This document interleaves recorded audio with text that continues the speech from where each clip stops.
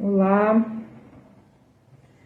decidi passar aqui para falar um pouquinho com vocês, levantar alguns questionamentos a respeito do TDAH. Quem me acompanha aqui já viu algumas postagens sobre esse assunto, sobre esse transtorno. É um dos transtornos que eu mais pesquiso, mais estudo e mais atendo na minha prática clínica, no processo de avaliação, intervenção de crianças e adolescentes com suspeita ou com diagnóstico de TDAH. Então, nesse dia 13 de julho, dia destinado à conscientização desse transtorno, decidi trazer algumas reflexões para vocês. Uma delas é a seguinte: será que nós não estamos produzindo desatenção? Será que nós não estamos produzindo impulsividade, hiperatividade? Mas será que esse transtorno não existe? Então, nós estamos produzindo? É uma reflexão que eu deixo para vocês pensarem. Em contrapartida, eu afirmo para vocês que é um transtorno que existe já há algum tempo, muito conhecido, muito estudado, muito pesquisado e que é real, certo?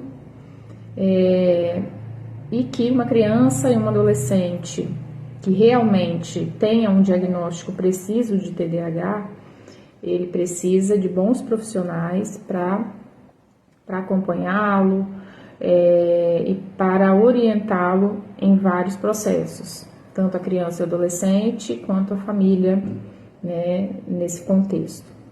Então, o TDAH é um transtorno muito frequente, então ele atinge cerca de 3 a 5% de crianças e adolescentes no Brasil.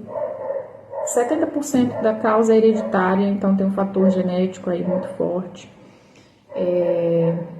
O que eu gostaria de destacar aqui é a grande complexidade desse diagnóstico para nós profissionais da psicologia, da psiquiatria. É um transtorno bem complexo de identificar seus fatores, seus sintomas, E gostaria de destacar também que nem toda a desatenção é TDAH, nem toda inquietude, nem toda impulsividade também é considerada um transtorno. Então, para se chegar a um diagnóstico de TDAH, a gente faz uma avaliação bem cuidadosa, bem ampla, da história de vida dessa criança e desse adolescente, de como ele se comporta na escola, em casa, no ambiente social. Então, isso é muito importante. E existem critérios diagnósticos, então a gente não pode fugir disso. Então, na minha prática, hoje eu recebo crianças e adolescentes já com diagnóstico,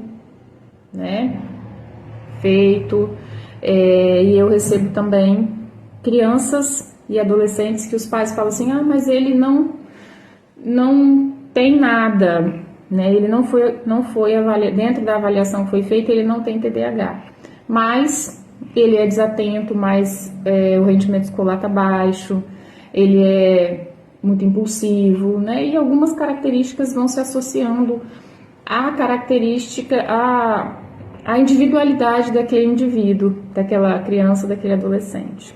Então, quando eu falo inicialmente que nós podemos estar sim produzindo esse transtorno, de maneira cautelosa que eu digo isso, mas pensando na nossa vida corrida, de mãe, pai, de trabalho, e que muitas vezes a gente deixa os nossos filhos a uma exposição mais intensa às telas, a uma falta de organização, de rotina, e que gera sim algumas características e alguns sintomas do TDAH.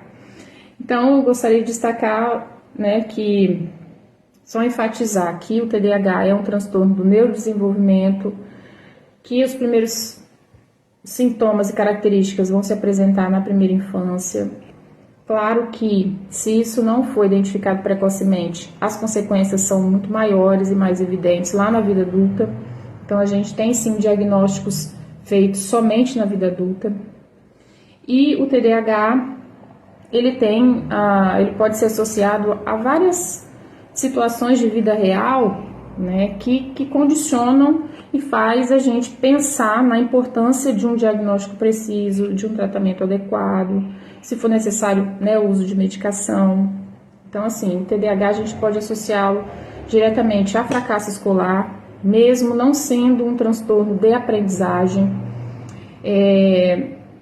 Para os adolescentes e adultos, a gente identifica uma relação muito próxima ao uso de álcool, ao uso de outras drogas, né? Então, situações muito complicadas na vida adulta, um TDAH não identificado precocemente, não tratado, não medicado, né? Esse adulto pode ter várias consequências negativas na sua vida social, na sua vida familiar, no trabalho, enfim. E a notícia boa é que, assim, 70% dos pacientes respondem muito bem ao tratamento. Então, se ocorre um diagnóstico preciso, um tratamento adequado, uma avaliação multiprofissional e um acompanhamento devido, a gente tem um bom resultado, né, diante das pesquisas, das leituras que a gente faz. Então, a gente vê quase 50% dos sintomas, eles quase que desaparecem, certo? Então, a qualidade de vida do indivíduo melhora muito. Então, nesse dia 13 de julho, que nós possamos refletir